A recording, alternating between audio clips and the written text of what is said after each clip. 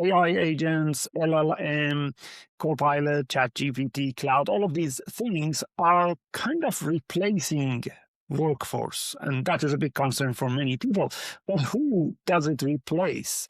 It actually replacing junior workforce. So I would advise people to go on that route instead of saying, well, I don't need to learn this language, so I would remain junior. So at some point, ChatGPT would replace me. No, that is not the route I would suggest people to go. Welcome to the Think AI podcast. Each week, we talk about the most exciting AI research, tools, case studies, and more. I'm your host, Dave Goyal, and I've been working behind the scene in data and AI for over 30 years. Whether you are an AI expert, skeptic, or something in between, this podcast is for you. Today's guest is someone I've followed for years and personally learned Fabric from when he came through LA 2 years ago, I think.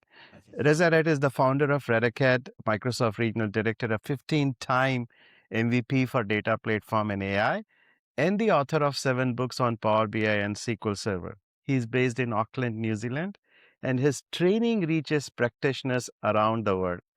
What I wanted to talk to you today is the long arc. Reza has taught through SQL Server, through Power BI, and now through Fabric and AI.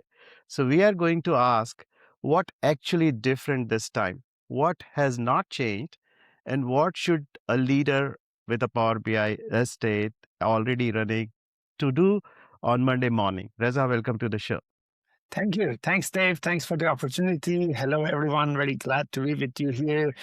So my name is Reza Rad. They've already introduced me. So back to your questions, that with the new era of AI and things like that, what has actually not changed? I think the processes that we use, the people, the culture, those are not changed. Technology changes. Technology evolves as we go. We used to do things in SQL Server using the stored procedures. Then we did things in SSIS for transforming data. Then data flow came in. These are all different technologies, but still there's a need for transforming the data. There's a need for integrating the data. There's a need for us to connect to a data source, get the data, prepare it in the shape that we want to analyze. And that is still part of the plan. Even with the AI might speed up that process, like we tell AI that this is what we want, so that it speeds up the process, but still that part of the work needed to be done. So I think once we look at it from that point of view of the processes, we still have the same processes as in the old days, although we can do that more efficiently these days. Yeah, very well said. And we also saw the same thing in manufacturing and finance industry.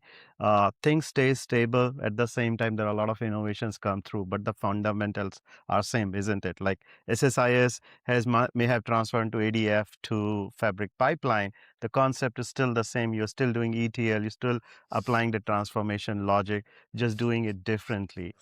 One thing I also wanted to see, with Microsoft, there is a love and hate relationship, I'll be honest. People love Microsoft, but at the same time, they complain about certain things. With this FabCon this year, I saw something amazing that Microsoft has done, like a complete platform, as we used to see in MicroStrategy or Cognos, back in our days, 30 years ago. Now things have been pretty stable with Microsoft. What do you see customers or even people complain about Microsoft technology, and how Microsoft or us should be marketing it or explaining it in a correct way? Because there are a lot of complaints which may not be the complaint, if that makes sense. Yeah, that is right. So one of the things about Microsoft roles in the market is that Microsoft is a big market player. Like I've been in the data and analytics, let's say, market for like over 20 years. I've worked with like different technologies like IBM Cognos back in the days, with Oracle. Not that many people are using it these days, but still we used at those times. SQL Server, MySQL, all these different technologies that different companies provided, different vendors provided. And alongside with this, you also have big players. You have Microsoft, you have like other players in the market. These days, we have like Google BigQuery, we have Snowflake, we have uh, Databricks. The thing is that when you are a big player in the market, you try to expand your reach. And that is what Microsoft is doing. So Microsoft started the new analytics era with Power BI. Before that, Microsoft had a lot of technologies for analyzing the data, like SQL on-prem, analysis services, reporting services. But the one turning point, I would say, was Power BI. Power BI is a technology that many people are using it these days, even though they don't know how to go and build a database. It's a data analysis tool. It's a self-service data analysis tool. Then from Power BI, Microsoft expanded because Microsoft had these other tools and services such as Azure Synapse, such as Azure SQL Database, Azure Data Factory. So tried to expand it to a bigger picture, a bigger umbrella called it Fabric, which is a natural progress from Power BI when you look at it. Now, when you look at it from someone's point of view outside of this environment, they say, well, if I just compare, for example, Synapse versus Databricks, I might get a better performance in Databricks. If I just compare, for example, the visualization of Power BI, this particular visualization with Tableau, I might get a better visual experience in that. But then when you look at it from like a high level point of view, when you look at it as an umbrella product, instead of playing with a lot of different methodologies, dealing with a lot of different vendors and licenses, you could get one environment, one licensing platform, one capacity structure that would cover everything. Always, there will be always pitfalls and there will be always bugs to fix, but one thing that I would encourage people to look into is not to look for technology that doesn't have any bugs. We don't have such a technology. There is always a bug in the technology, but look into if the team behind that technology, if the product team behind that technology is taking time to improve that technology, is investing time to hear what their customers are saying, what their users are saying, and improve their products. And what we have seen from Microsoft, this is the case. They have the ideas form, they have the customer voice, they have different channels that they get these inputs, and that impact the way that they improve the products, which is also showing like the fabric that we have now is totally different than the fabric we had 2 years ago. It's much more reliable, and it will go this way in the future. Very well said. And yeah, I think we used to say work with limitations, not work without limitations, because there's nothing such thing out there and available. So you very well Yeah. explained it. So I want to pull on the Power BI side again. And one of the thing Microsoft started doing is launching Copilot in everything. So Power BI obviously have Copilot, and now it's matured, and now it's going towards the agents. Now agents have arrived in Fabric and also in Power BI. Where do you see customer actually seeing it wrong on the ground, not in theory? So they may be thinking, okay, agent can do this, but agent might be for something else. That reality versus the dream, where should they keep their feet right now? Yeah, so what I see that a lot of organizations are thinking at the moment, or that is their, let's say, idea of Copilot in Power BI or agents used in Power BI, is that we ask the question, this gives us the whole response like instantly. But the thing is that this still relies on the good data model underneath. The good data model is following all the rules that we define what the good data model is. Like it is a star schema, it has fact table, dimensions table, one-to-many relationships between these, it has a role-level security setup, it has all of those configurations that we want this to become a good data model. On top of that data model, we could go and write our DAX calculation. If we don't have the right data model, our DAX calculation would be heavy, it would be low performance, even if Copilot writes it, right? But if I have a good data model, either me or Copilot go and write that calculation, either me or Copilot go and build the visualization, and that can be a good thing. So the agent use in Power BI as of now, this of course would change in 2 years' time, but as of now, the agent use in Power BI is good when it comes to building something on top of a good data model.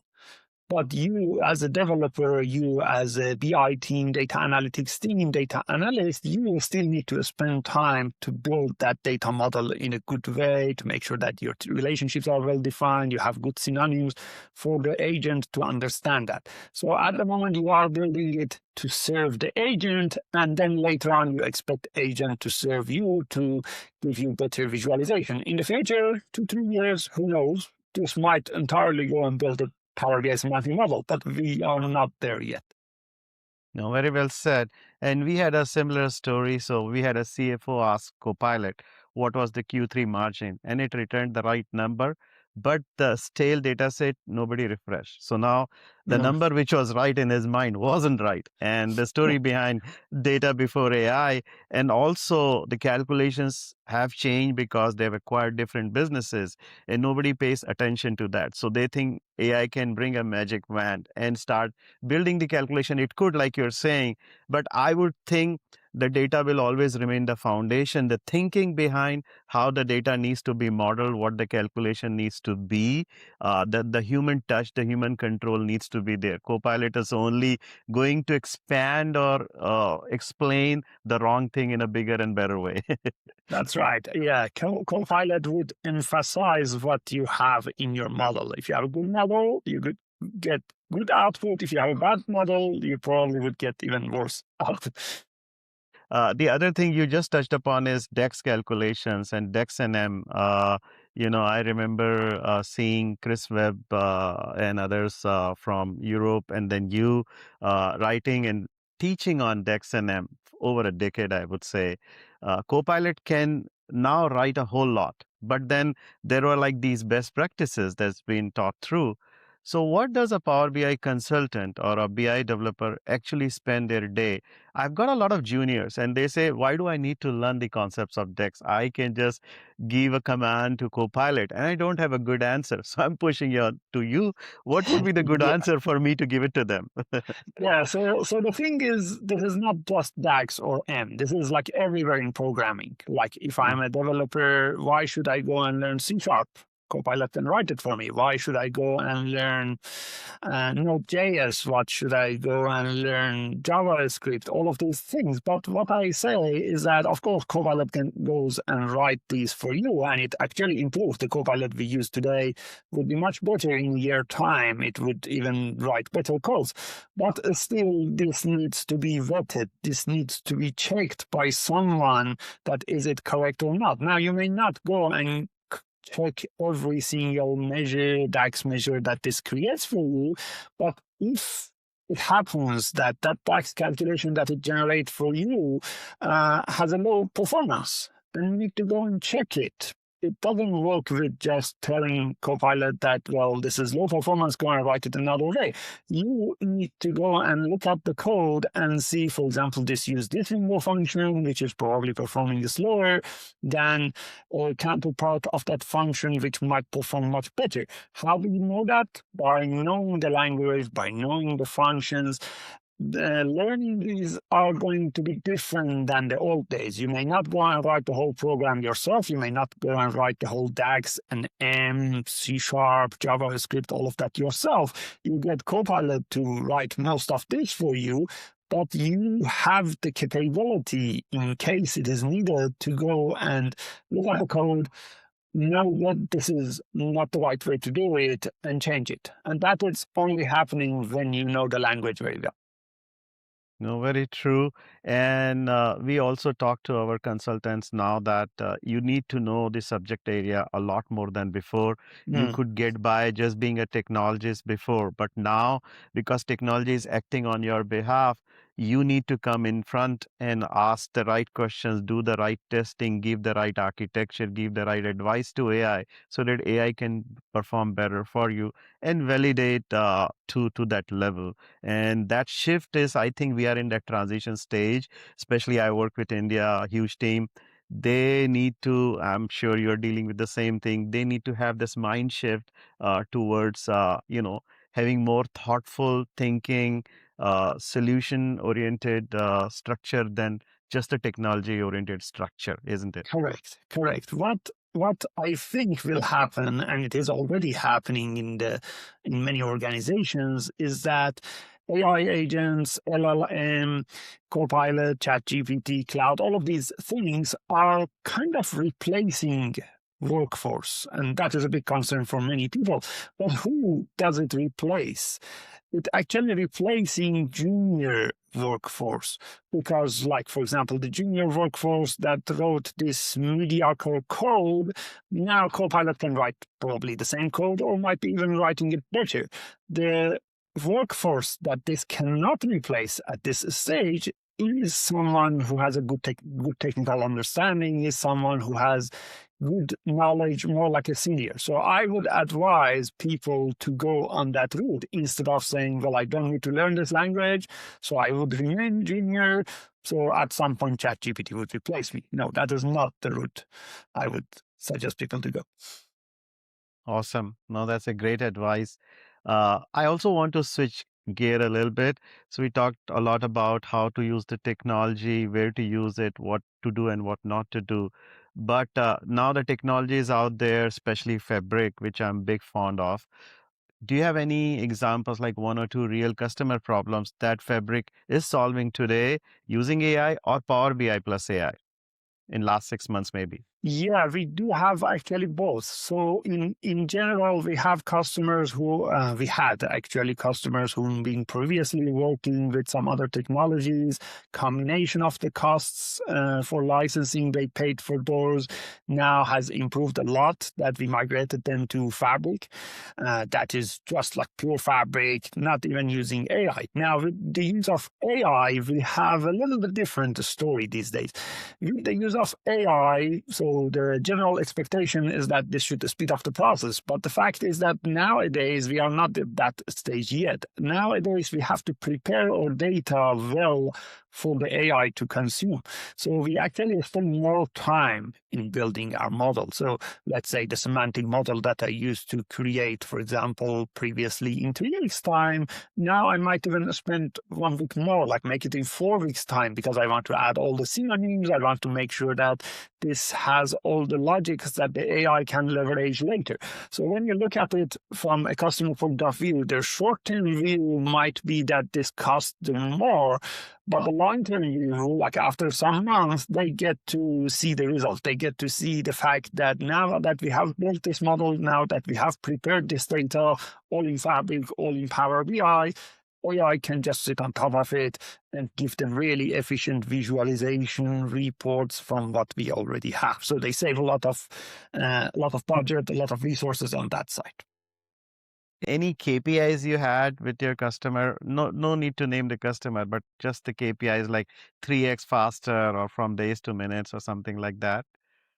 Nothing specifically that we have measured it, but I remember like one of the projects that we have had this kind of things was not necessarily implemented using Fabric, because this was a little bit older days.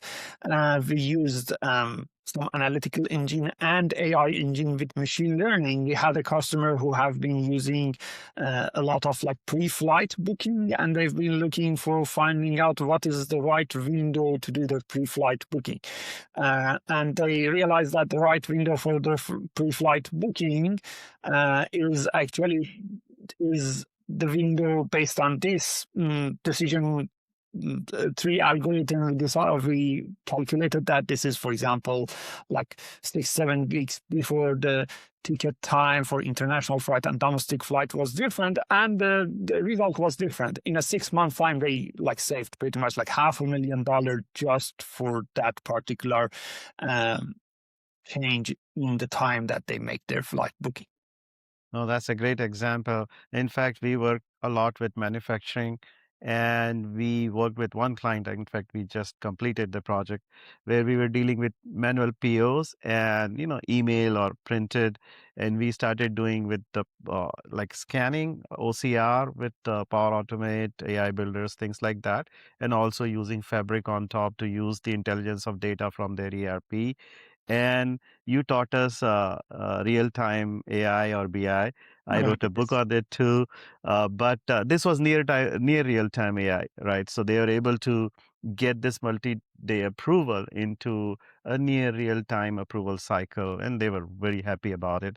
So those are some of the good examples that you have mentioned. I also want to touch upon, how do you tell your customer whether AI investment in Power BI or Fabric is actually working? How do you balance speed against the governance? So we talk about F8, F16, F64, and Mhm. most of our customers are talking about it, especially speed against, what they're investing, but also the governance. So governance plays a big role over there as well. What do you have to say on that?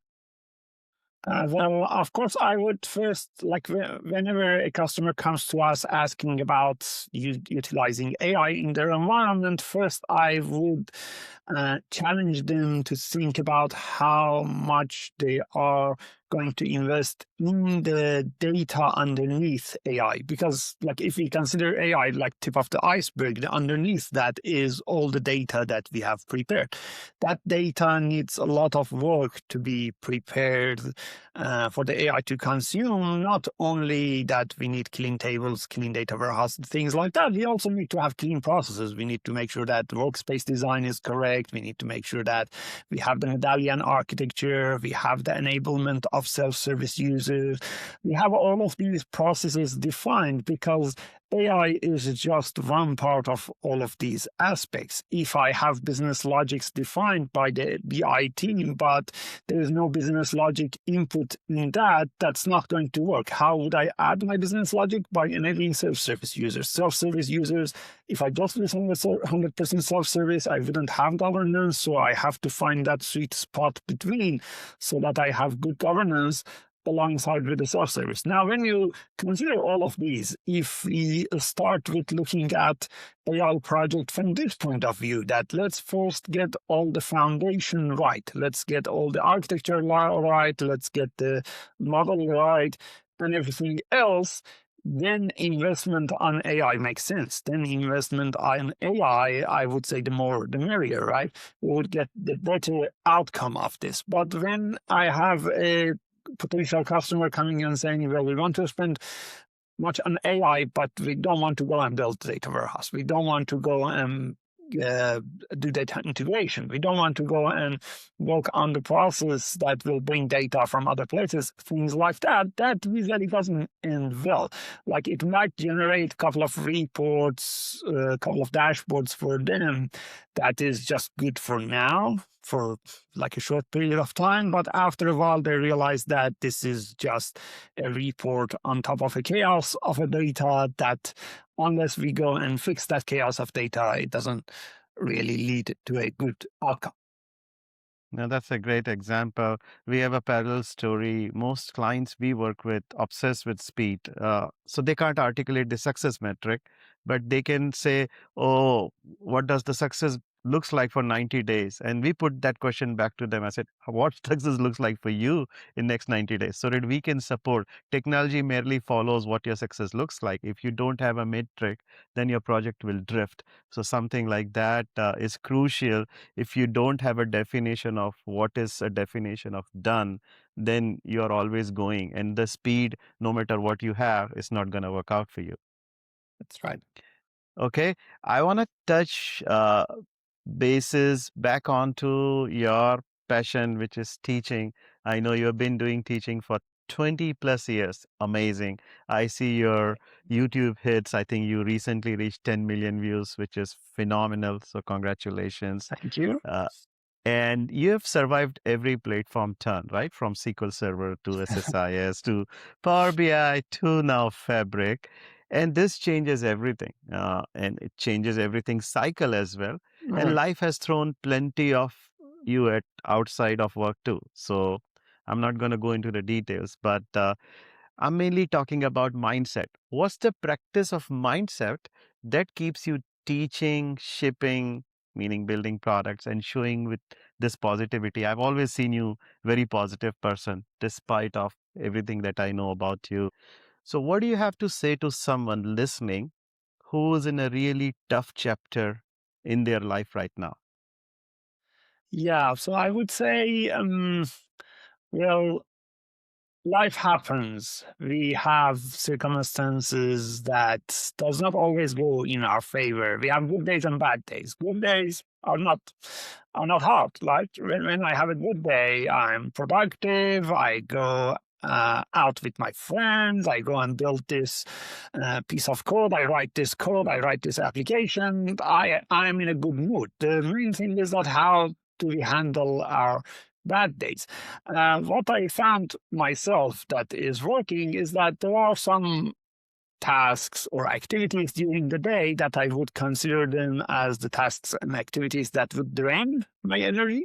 And then there are some tasks and activities that would give me energy, right? If I do that, like for example, if I go for a hike, although this would like drain my physical energy, but it would give me a good mental energy to do something. If I go for walk with my friends, if I go and play pickleball or tennis with someone, these are giving me energy.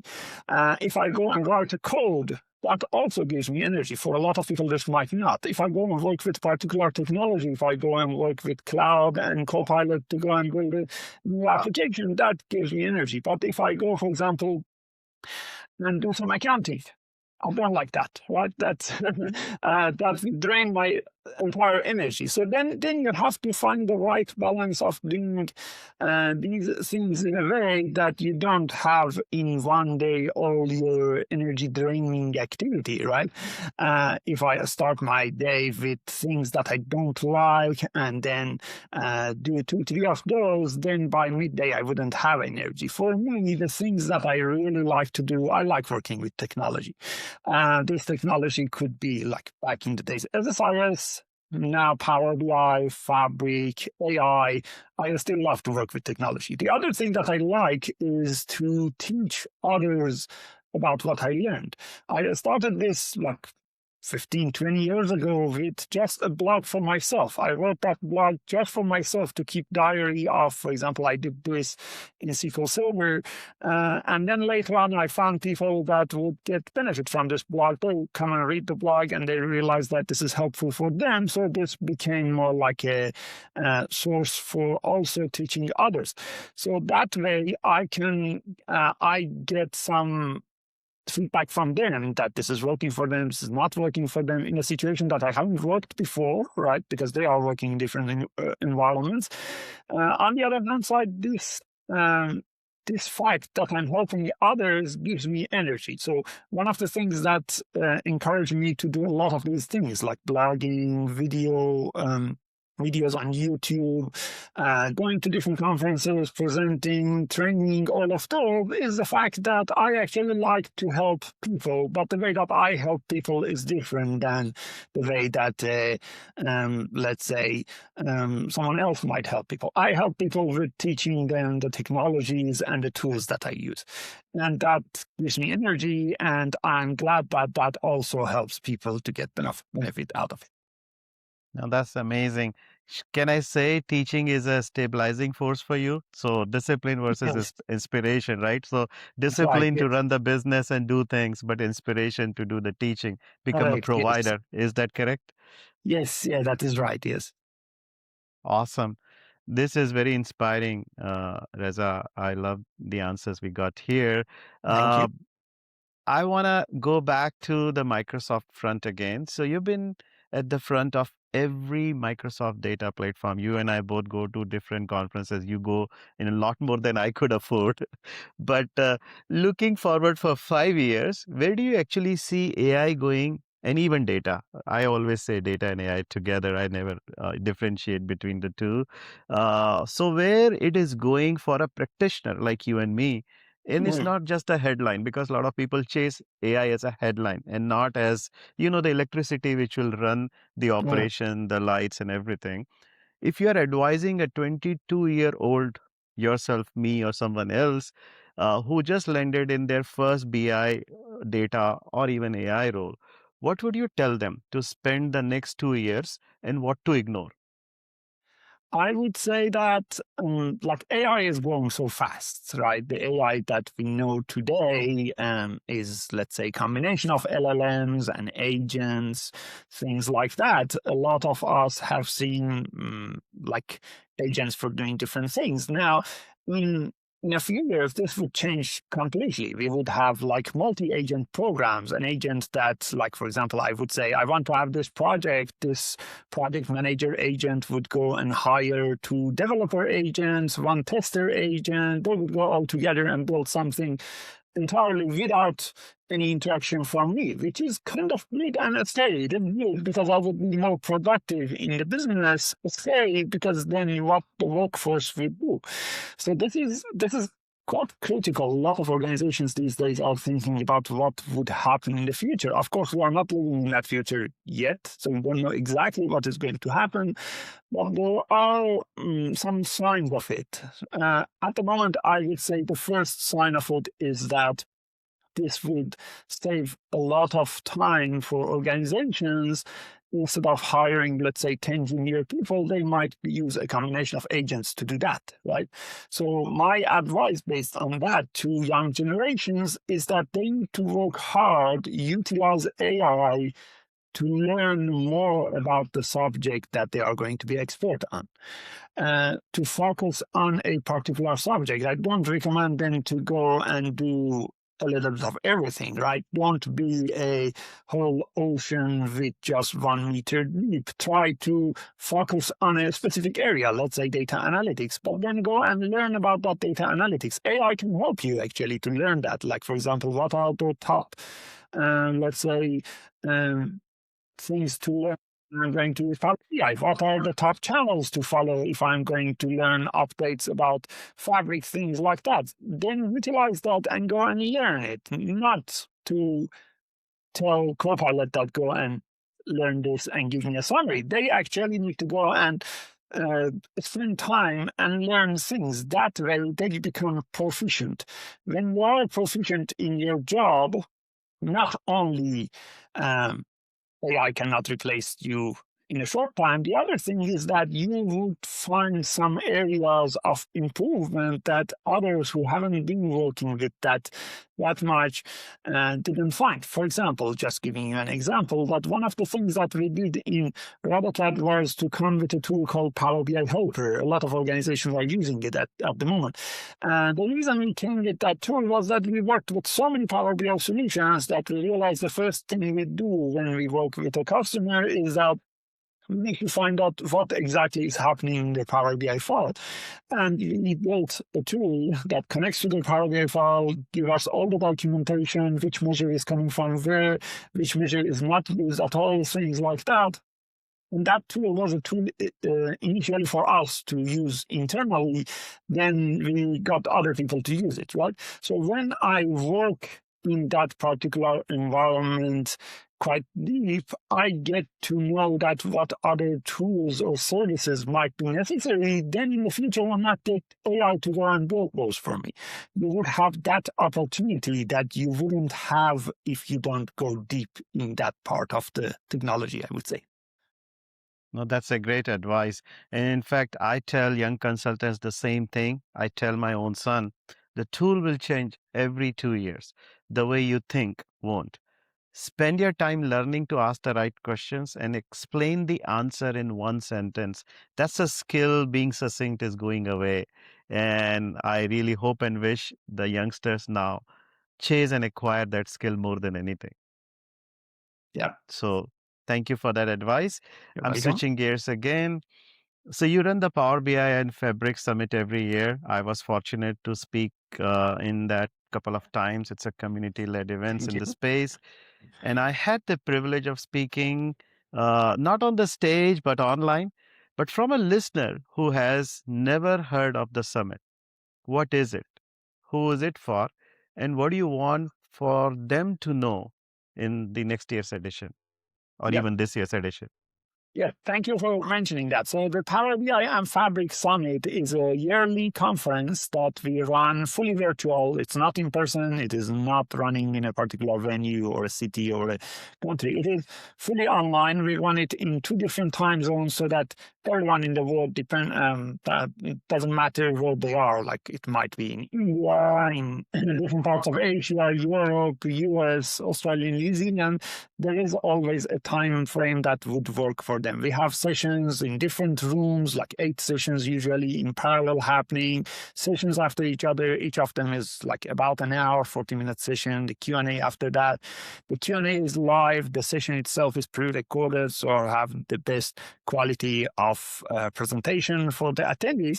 And who should actually attend this? I would say anyone who works with data analytics, with Microsoft Data Analytics specifically, because this is focusing on Power BI, on Microsoft Fabric. So as long as you do anything with any of these technologies, for example, you might want to have like your organization might want to migrate to Fabric. This is the perfect conference for you to come here because we have a range of sessions. It is from beginner all the way to advanced. We have sessions that are like deep dive for someone who have been working with Power BI for like 10 years, and we have sessions for someone who hasn't worked with Power BI at all, right?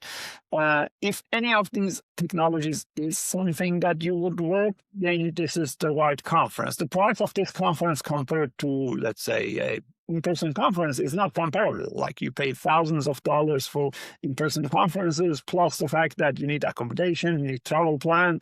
For something like this, you sit behind your desk at your office or in your home and you watch the sessions. You can also interact live with Teams Q&A. And you can watch these sessions as many as times you want. So I would say this is like great value for anyone, not just for the learning experience, but also for the connection, getting to know all these different speakers, all these different people who are working with the technologies that you are working with. The next one that we have is coming last week of February 2027. We haven't had the call for speakers out yet, but soon we will have it, and soon the website for selling the ticket will be also open. No, that's great. And do they get access to the content post-conference once it is Yes. done? Yeah, so we will have like forever access to this content. We call it lifetime access. This means that even after the conference is completed, you can watch the sessions as many as times you want through the online platform, but you have access to that online platform forever. Yeah, no, that's great. And speaking from my own experience last 2 years when I was able to do it, I see more practitioners rather than more novice, meaning people who have already playing it, and that shows the value because they want to learn something bigger and better. While you do say that people who are not into the state technology at all can come into and learn from it as well, but I see more advanced users also coming to the conference, and I made Yes. some great connections. So the density is unique, and I have to commend you on to that. Yeah. Thank you. Thanks for mentioning that. So let's move on to something lighter. One of my passion is playing guitar. I see you are an amazing guitar Nice. player, and I've always thought music and technology, especially like teaching materials, learning, structuring, they are very closer than they look, both about pattern, repetitions, listening, and improvising inside structure, right? You can Right. draw a Yes. lot of parallels without going into those details. Does that lens show up in how you teach Power BI or run RADCAD? Or am Yes. I Exactly. projecting? Yeah. Yeah. I think that pattern is pretty much everywhere in the music. Also, like if you want to learn language, with the language, it might be still a little bit different.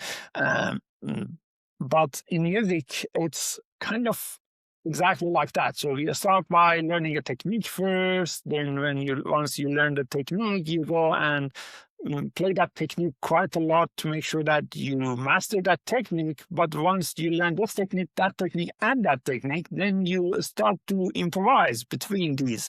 That how can I stay in the rhythm? How can I stay in this structure, but improvise in a way that I would be more creative? So I might find some interesting things.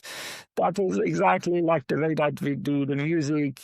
I would say the same way that I would teach Power BI or Microsoft Fabric or any other subjects that I'm teaching. I think that is the way that I learn myself better, and that is the way that I try to teach others as well. Yeah, I see that. And great explanation. Practice is generally an unsexy core of any craft. It's whether it's Yes, music or decks. So you would learn different keywords, techniques, but at the same time you need to be creative. So I think technology requires a lot more art than the science, even though science is very important. correct. So Yes. so is music. So that's a great parallel you draw. Thank you. Thank you. Thank you. You've spent 15 years as an MVP and 20 years in this ecosystem. I was talking about the long arc, which has been the through line today. What does the version of Reza who started blogging at RADACAD in like SSIS days, Mm. in one sentence, what have you learned by surviving every platform that's turned since? So, like, technology is changing, but you are surviving. What's the secret?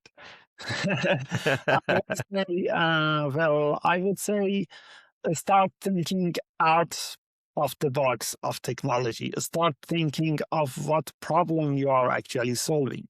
Like if you are doing the BI project, you are helping organizations to make informed decisions. So then you would need data, you would need clean data, you would need clean data to be modeled and analyzed in a way that can be consumed. This might be in the past with just SQL script, these days with Power BI, in the future it might be a different technology. If you are doing the programming itself is not what you do. You are helping other businesses to build applications that they use on a daily basis.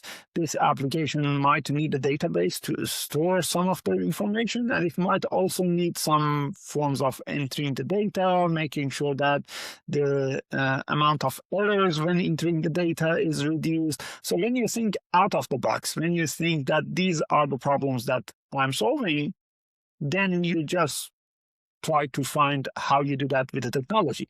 20 years ago with SSIS, if I want to do a slowly changing dimension, it was a different process.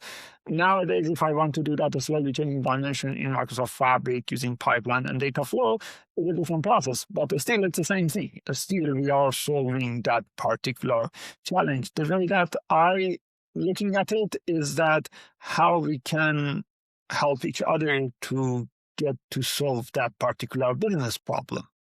No, that's great. So building a content engine. So you have learning and being very passionate about technology and also teaching. But what kept you going on blogging, writing books, and running an academy at the same time for a decade, where people quit at 6 months and everything requires dedication, hard work, discipline, consistency, and above all, inspiration. What keeps you going on these areas, which is more of an influencer area? Yeah, I would say just passion. I like technology. I like working with technology. So every day, every week that I work with technology, I start to record these sometimes as a video, sometimes as like a blog post, so that I can refer to it later myself because I don't have like a memory of like 20 years of things. Like if I want to find something that I have done in the past, it's better to go and look at my blog in the past or my video in the past. So consider it as a passion and also as a little diary for myself to read later, but others can also get benefit from it. And that's inspiring. 100%. I got inspired and I started doing this while I was thinking I'm not good enough to do this. But you have to start somewhere. And we are in top 20 on Yeah, Apple thank podcast. you. The You're doing a listening great side is job. working great. Thank you so much. Yeah. You are the inspiration. So we run this podcast for three types of audiences: AI curious, enthusiast, and skeptic. Mhm. What's the one Power BI, Fabric thing, each of them should learn this quarter. So if you are an AI curious, what you should learn, or enthusiast, what you should learn, or skeptic even, what you should learn. Well, if you are, I would say, starting from a skeptic, I would say you would better to get to know with MCP servers. These are Hmm. giving you really interesting things about now that you can use AI agents to talk with these technologies. If you are like AI just enthusiastic, I would say start working with things such as Copilot in Power BI. See how this can help you. And if you are in the middle layer, I would say try some of the technologies in Microsoft Fabric, such as Data Agent, Fabric Agent, or even prep data for AI of Power BI that will help you to understand how AI result can become even better when combined with these. Oh no, that's very nice. Thank you for that suggestion. One of the thing I forgot to touch base on is RADCAD. You're running a successful academy, and it's a paid training work in the market where so much free videos, including yours, Yeah. free documentation from Microsoft, certain free community events. What made paid training work for you? Yes. So as you mentioned, we have a lot of material, a lot of content already free available. Like our blog has like thousands of blog posts. Our YouTube channel has like almost 1,000 YouTube videos, things like that. What makes it beneficial for someone to come and learn using a paid platform? The thing about YouTube or blog or things like that is that they are not structured in a way that we usually go and learn something, right? For example, my blog one day might be about writing this tax time and intelligence calculation. Another day might be related to uh, what is the governance principles in Microsoft Fabric. Whereas if I'm going to design a video course, I would have it laid out entirely what is the syllabus of each, where this starts, where this ends, with some practical examples to go through as well. And that is where the main value is for someone to start from ground zero in that particular area to go through all of these aspects in a structured way. For example, the particular DAX function that I explained in that YouTube video might be the same function that I explained in this video course as well. But because now it is in the context of the course, it is in the right place, it is in the right order of elements, it makes much more sense. So people usually found this way of learning much better. Whereas the free content usually is good for someone who is already proactive, who already knows the basics, just want to more tips and tricks here and there. Whereas the actual structured learning is to actually go and learn that in a deep level. Yeah, better structure and sincere learning requires something to be paid on, and Yeah, that would make sense to do and speed that up. Uh, Last question before I close. yeah, You've you are from New Zealand. You've worked in New Zealand community in Microsoft versus yes. US and EU. What's different about how the community shows up? The people, the warmth, the organization. What's the difference or similarity that you draw?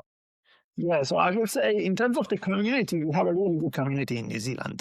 We have been working with this community since like when I moved to New Zealand, 2012, like 14 years ago.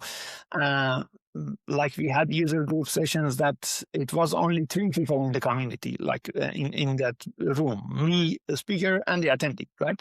Nowadays, if we run a user group meeting, we have like over 70 people easily in the room, and we have to close the booking because otherwise we don't have enough space. So the community is growing, the community is nurtured. It's a good community around using Microsoft technologies. If we compare the overall usage of data analytics technologies in, let's say, New Zealand compared to US, I would say we have a slightly more progressive usage of AI in US and Europe compared to New Zealand, Australia. In New Zealand, Australia, we have organizations who are using AI, but they are mostly still in the process of like leveraging what these AI functions can do for them, a lot of proof of concept, whereas in our US customer base, in our, let's say, North America customer base or Europe customer base, we have companies using it already in production. Of course, New Zealand and Australia will get to that stage as well, but it's just, I think, a little bit lag in the market to get there. In terms of community, however, I think they both are really strong communities. Great, great stuff. So, Reza, thank you so much. Before I close, anything you have to add?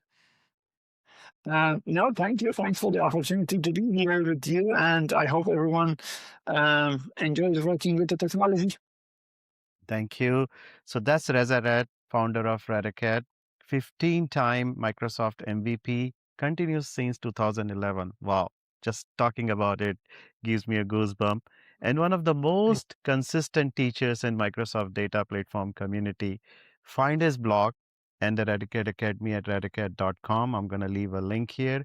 His books on Amazon, his videos on YouTube, and you can obviously find him on LinkedIn and run into him in conferences. If this video helped you frame your own Power BI, Fabric, or AI strategy, share it with one person on your team who's wrestling with the same question. That's the highest compliment a podcast can get. Thank you, Reza. Thank you again. Thank you, Dave. Thanks, everyone. You have been listening to Think AI podcast with Dave. Take one idea from this episode and turn it into action.